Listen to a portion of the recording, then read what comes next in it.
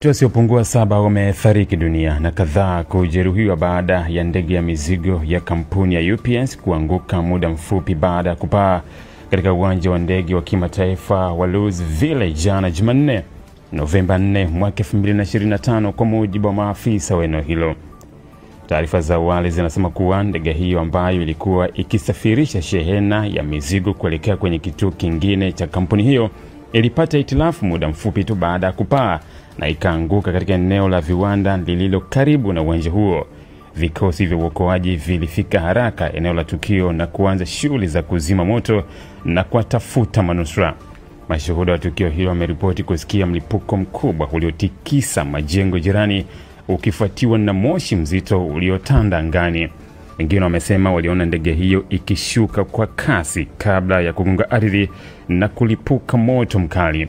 Maafisa wa usalama wa anga na uongozi wa UPS wamethibitisha kuwa uchunguzi umeanzishwa kubaini chanzo halisi cha ajali hiyo, na wamesema kuwa usalama wa wafanyakazi na jamii inayozunguka maeneo ya operation ndio kipaumbele chao kikuu, na wameahidi kushirikiana kikamilifu na mamlaka husika katika uchunguzi huo.